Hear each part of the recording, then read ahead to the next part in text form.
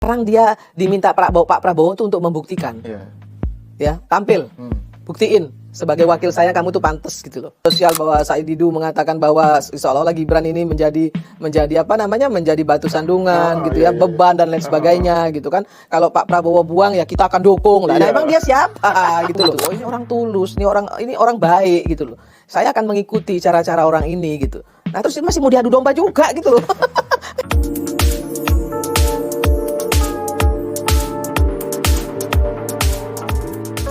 Kan ada tendensi ya sesuatu yang inisiatif dari pemerintah atau dari eksekutif lah gitu ya, baru berjalan istilahnya tuh belum ketahuan, baru mulai gitu, itu langsung dinyinyirin gitu. Jadi ada kayak semacam distrust atau mungkin juga sesuatu yang sifatnya itu pokoknya apapun yang dilakukan dia itu salah gitu, misalnya dalam kasus konteks ini Gibran. Kak Irma membaca ini, fenomena ini seperti apa? Kenapa tidak dikasih kesempatan dulu gitu misalnya? Seperti yang tadi Kak Irma bilang. Saya kok bilang ini bukan distrust ya, tapi ini ada satu grand design yang menginginkan Gibran ini dilepeh sama Pak Prabowo, ya kan? Dilepeh. Ya kalau orang Jawa bilang dilepeh, dibuang. Dilepeh itu lebih enak. Ya, Lebih bagus, lebih pas. Ya. Nah, mereka yang mohon maaf yang kurang pendidikan politiknya kurang baik, pendidikan formalnya kurang baik, mengira gitu ya, dari kelompok-kelompok kiri ini, kalau misalnya Gibran ini dilepeh, nanti ada yang bisa naik gantiin gitu loh. Jagoannya nih gitu kan, jagoannya bisa naik gitu. Memang segampang itu. Kan ada aturan, ada undang-undangnya. Nggak bisa asal naikin. Presiden nggak bisa nunjuk si A gantiin saya, nggak bisa begitu. Ada aturan mainnya kan? Nggak seperti itu. Nah, satu. Dan yang kedua, kalau terjadi misalnya Pak Prabowo dilalah ya, kepancing nih gitu ya, terus Gibran diselehke, ya, Pak Prabowo juga hati-hati. Itu kan sebenarnya pintu masuk untuk mencopot Pak Prabowo juga. Iya kan, itu target keduanya kan itu, target utamanya itu. Gibran ini target kedua, target antara gitu ya. Nah, jadi jangan dikira kita ini bodoh lah ya. Kita ini kan bukan orang bodoh Mas ya. Orang yang ngerti ya dengan grand design, grand strategi yang mereka lakukan itu kita tahulah. Mungkin dengan kerangka semacam ini kita bisa jadi. Saya tadi kan ada poin yang saya juga ingin mendengar komentar dari Kak Irma ya soal tuduhan bahwa Gibran ini ambisius punya target 2029, gitu kan? Jadi kan setelah dilantik kan dia gercep tuh. Waktu ke MRT, ninjau MRT, makan bergizi gratis, ketemu perwakilan dari Cina, dari Jepang, terus kemarin ke PGI, terus bikin lapor Mas Wapres, macam kayaknya ini menteri yang betul-betul lincah, gitu ya. Ini dianggap sebagai dia ini punya agenda nih, bikin panggung gitu untuk 2029 gitu. Kalau menurut Kak Irma gimana tuduhan semacam itu? Ya, yang nuduh aja yang menurut saya itu artinya nggak bersih gitu ya. Lah kan gini ya, yang punya bolpen itu Pak Prabowo loh. Yang punya bolpen yang menentukan itu satu.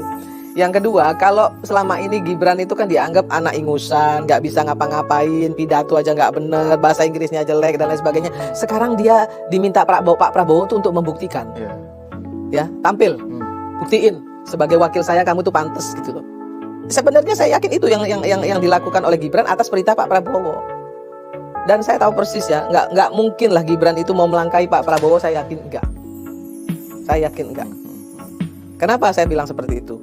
Pak Prabowo, Saraswati itu bicara di media bahwa ketika Pak Prabowo mau diminta sama partainya untuk jadi presiden, mencalonkan diri sebagai presiden, Pak Prabowo itu nanya dulu sama Pak Jokowi sampai 5 kali. Kalau direstui baru Pak Prabowo mau. Nah, itu yang disampaikan Saras kepada publik.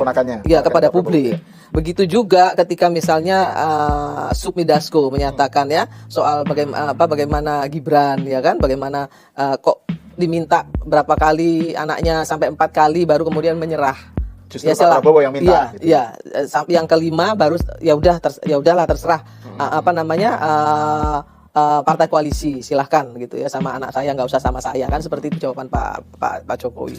Nah, saya pada saat diminta oleh Visip UI waktu itu jadi narasumber, di situ sudah saya singgung, sudah saya sampaikan di forum rektor, saya sampaikan.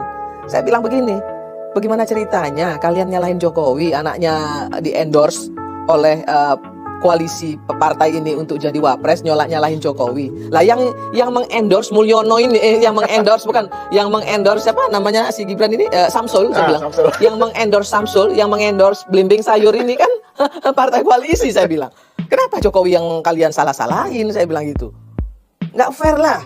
Ya kan? Kalau mau marah ya marah tuh sama Kim Plus yang mengendorse si Blimbing Sayur. Saya bilang kalau kalian memang mau segitu nggak sukanya Ya, gitu loh. betul. Sampai saya bilang begitu.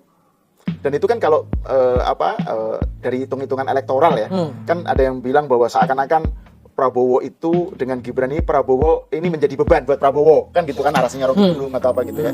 Jadi harus dilepas gitu, dilepeh tadi. Padahal kalau dari hitung-hitungan elektoral, peran Gibran ini tidak kecil gitu ya dalam hal kemenangan Prabowo yang landslide.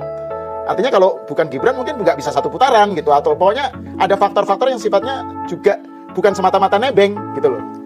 Mereka dengar gak sih omongan Pak Prabowo di Rakernasnya Nasdem? Pak Prabowo bilang, tanpa dukungan Pak Jokowi, saya nggak bisa menang. Saya 2 kali lawan Pak Jokowi kalah terus. Ya, ketika saya kemudian dibantu oleh Pak Jokowi gitu ya, merapat ke Pak Jokowi dan mengikuti arahan Pak Jokowi, saya menang. Kok nggak mikir gitu loh mereka untuk masih mau ngadu domba gitu ya. Ya, terus ya saya juga baca itu di media sosial bahwa Said Didu mengatakan bahwa seolah-olah Gibran ini menjadi menjadi batu sandungan gitu ya, beban dan lain sebagainya gitu kan. Kalau Pak Prabowo buang ya kita akan dukung lah. Nah, emang dia siapa gitu loh. Berapa persen sih yang ngikutin mereka gitu ya? Dia pengennya Prabowo seperti zaman dulu ketika masih bersama dia. Itu. Sekarang ini Prabowo sedang tidak menjadi dirinya sendiri. Gitu narasinya. Jadi kita harus mengembalikan Prabowo ke yang dulu. Nah, itu dia. Padahal Prabowo-nya sendiri nggak mau seperti yang dulu. Kesalahan fatal. Pak Prabowo bilang, saya belajar. 2 kali saya kalah, saya belajar. Di mana ada lawan politik yang sudah melawan dan begitu kerasnya, kemudian tiba-tiba dirangkul, ya, kemudian saya diajak membangun bangsa ini bersama-sama, itu yang menyentuh hati Pak Prabowo. Dan Pak Prabowo menyadari itu gitu. Oh, ini orang tulus, ini orang baik gitu loh. Saya akan mengikuti cara-cara orang ini gitu. Nah, terus masih mau diadu domba juga gitu loh.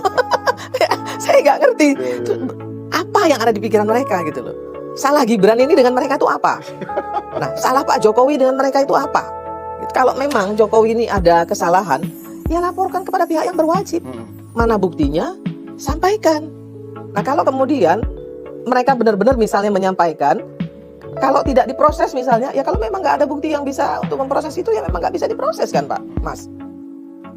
Kan seperti itu. Ya, betul. Nah, terus mereka bilang seolah-olah ini kemenangan yang dipaksakan. Nah, kalau saya terbalik ngomongnya, ya kan? Ini kekalahan yang memaksakan diri untuk menang gitu. Belum legowo. Belum legowo. Ya. Sampai kemudian ketua umum saya aja dimaki-maki loh Pak Surya Paloh itu ketika kemudian menyatakan mendukung Prabowo, langsung bilang ini penjilat, belum selesai, ini kok sudah menyerah gitu ya, sudah menyatakan mendukung begini-begini. Mereka nggak paham bahwa Pak Surya Paloh itu mengedepankan sikap gitu ya, memberikan kami juga wawasan berpikir bahwa kepentingan negara itu harus di atas kepentingan partai politik. Mereka nggak paham itu. Itu yang pertama kali tadi di awal perbicaraan. Iya, betul. Menyatakan itu ya. Iya. Pada akhirnya yang menjadi tolok ukur atau prinsip itu kepentingan negara. Gitu betul. Ya. Tapi Pak Surya Paloh juga menyampaikan ke saya, ke kami semua bahwa kita tetap harus ada kritisi walaupun kita di dalam. Ya. Tapi kritisi yang membangun, kritisi yang konstruktif. Ya. Bukan mencaci maki, bukan memfitnah, bukan bikin berita hoax. Yang harus konstruktif. Kalau memang ini memang ini akan mencelakakan Pak Prabowo, ya kita kasih tahu. Kita kasih sampaikan. Ya. Soal nanti Pak Prabowo menerima atau enggak itu urusan Pak Prabowo. Itu yang selalu disampaikan oleh Pak Surya Paloh. Jangan kita dorong beliau ke mana? Ke lubang yang salah gitu. Kita dorong dia ke lubang yang benar gitu. Ke lorong jalan yang benar gitu.